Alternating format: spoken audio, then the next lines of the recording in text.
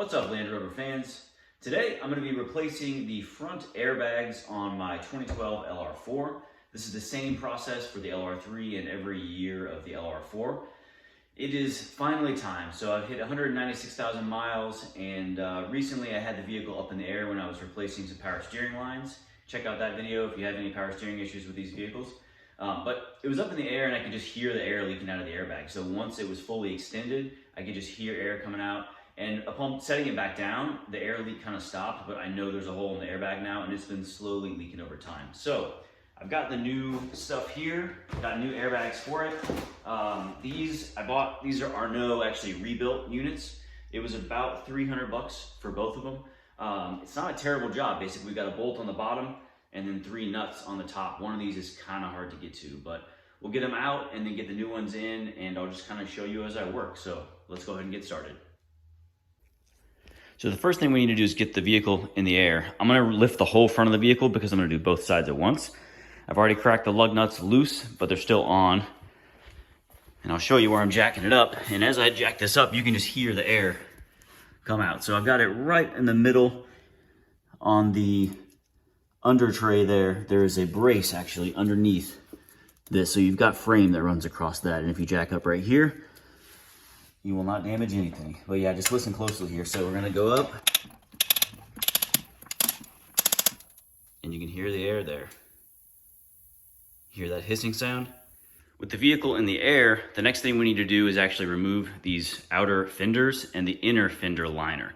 It's really just a bunch of little plastic clips you pull out, but removing that allows us to get much better access to those top nuts. The plastic clips, to get this inner fender liner off, you can see there's one here, one there. I got my tool in that one. This is the style. So you basically pop the centerpiece out and then the rest of it will come out. Now you also have there's 8mm screws. There's one there, and then there's actually one here and there's one underneath, kind of hard to see, but right up there. Once you get this loose, you can kind of feel that the inner fender liner here is all loose, nothing else holding it in. You can just grab on here, just give it a little yank. It doesn't take much force. Just work your way around.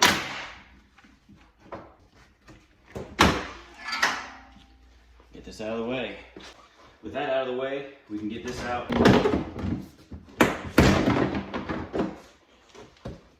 With the inner fender out of the way, now you can see we've got decent access, not great, but decent access to the top up here. So there's 3 nuts. You see the one in the very back is kind of hard to get to. I'm gonna go ahead and put PB Blaster on these. These look a little rusted and dried out. Just try to make my life easier. But once we get those out, at least get them cracked, then I'll do the bolt on the bottom. The bolt on the bottom is easy access, no big deal.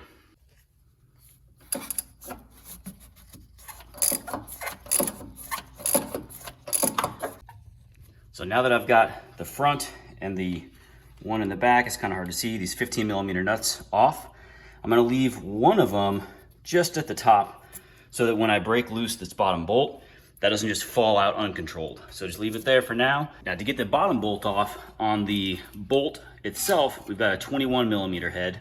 So I've got a ratchet with a 21mm socket. And then on the nut side of it, over here, this is actually 24mm. Now I've got a deep 24mm socket. If you don't have that, you can also use a big crescent wrench like this. You've got plenty of room down here. With the nut off, now I've got a 4-pound sledge. I'm just gonna lightly tap this out.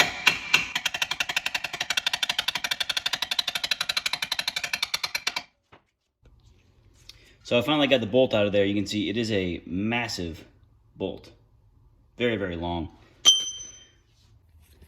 And I'll show you, see if you look underneath here, you can see with the bolt out, the force of that shock pushes this way down below the actual hub. So I just got the nut off of the top. You can see my wrench is holding this in place right now. So I'm gonna just kind of lift this up, wheel the wrench out, and then the shock will drop down. Now the air line is gonna go with it. And I'm gonna actually let this sit right there. So now it's kind of stuck in the hub. You can see we've got good access to the airline up here. Quite quite a bit of rust up here, but there's our airline. That's the other really nice thing about if you take the inner fender liner out, you can see the airline's actually supposed to be clipped in up here. My clip is broken, but without that, it's kind of hard to feed the line through and get it this far down for removal and replacement. The airline is a 12 millimeter, so I've got a 12 millimeter line wrench. Kind of hard to see with the light there, but. So if you hear the hiss, that's the air coming out. I just loosened up that airline. Now if you notice what I'm doing here, I'm holding the line so that it's still straight going into that fitting. If I let go, you can see it starts to bend really hard there. I don't want to put a big kink in the line, so I'm just holding it kind of stress relief right here. So I want to make sure that this part of it, right there, stays nice and straight for when I put the new fitting in. So I just got the airline undone right here. Kind of hard to see that, but get the green line. And now with that out, all I gotta do is lift this guy out.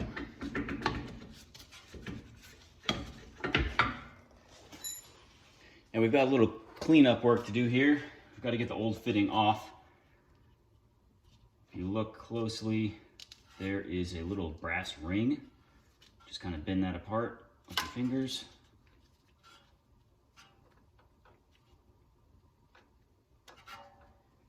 See that right there? Little ring. Get that off, and then the fitting itself will just slide right off. So there's our old fitting. Got my new fitting here. I'm gonna slip this over the airline.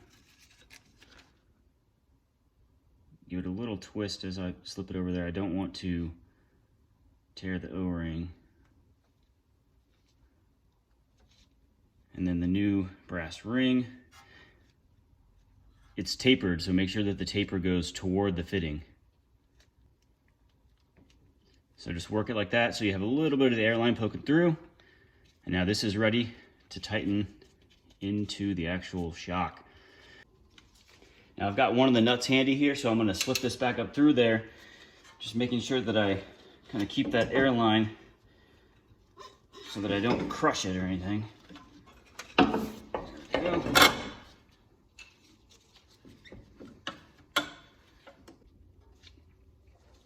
And now I've got them most of the way. Keep in mind there is this metal bracket up here that needs to go under the rear nut and then the back nut back there. So I was using the 15 millimeter wrench, but as soon as I got enough room to fit this ratchet back there, I've switched back to the ratchet. I can get much longer turns with this guy. The problem is, as you use a ratchet to back that nut off, you can end up backing the ratchet into the frame above it, and then you won't be able to get the ratchet off. Got the bolt here. Basically, all we gotta do is just lift up. There we go. Got the bottom bolt nut not tightened down. It's just to the point where this thing, I can't rotate it by my hand, but it's really easy to spin that with the ratchet. And what I'm gonna do, I'm not gonna torque that all the way right now. I'm actually gonna get the wheel back on and we'll set it back down. Once we're done with the job and the suspension airs back up and we're at standard ride height, then I'll crawl underneath and just put a ratchet on there and do the final torque on that so that we don't mess up bushing in that shock. Now what we can do is hold this hinder, see a little yank, just work slowly right on here. Right on. You know, lift up the front, go back, and get out of the way. Lots of with that, we don't have to pull the steering out. So if you look, I've got my ratchet on that back nut, and then I'm using a bottle jack handle just to get a little bit extra leverage. These are not super tight, but because I can't turn it very far, just getting a little extra leverage with that. So you'll get it off eventually. Not much room to work, but you can see a ratchet does fit on it. All right, so just got the last nut off and dropped it down. Now, if you kind of rotate it this way as you drop it down, I'm using a wrench here just to kind of support it so it doesn't fall all the way down. You can bungee it, you can just use whatever you got around to keep it in place here. But the key is just rotate it around a little bit, get the strain off of the airline, which is kind of hard to do, but get the airline toward the front here, and we'll get a 12 millimeter line wrench. Any 12 millimeter will actually do, but just get it on here. And this is not going to be super tight. One hand, there we go. We'll get that airline off.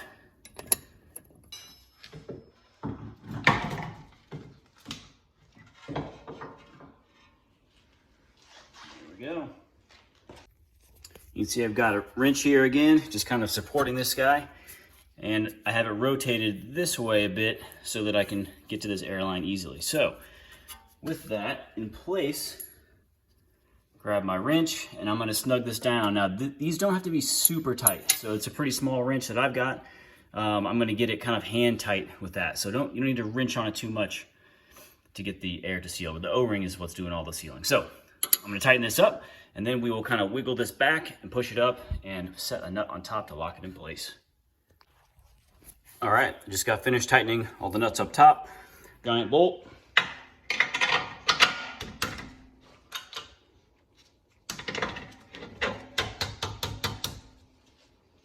it a little tap.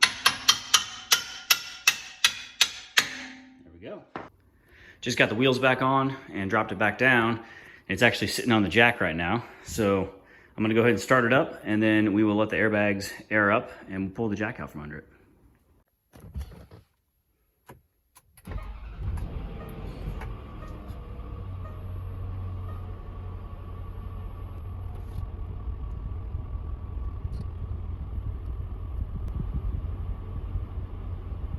Just letting it air up now.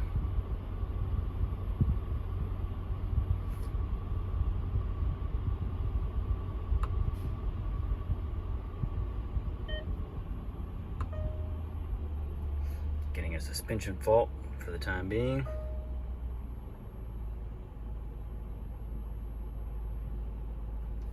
So I'm gonna give it a few minutes, let it air up, and then we'll pull that jack out from underneath it. We are aired back up here. You can see we're back to normal height. Now, I did have to clear that fault. I have a gap diagnostics tool. I would highly recommend getting one.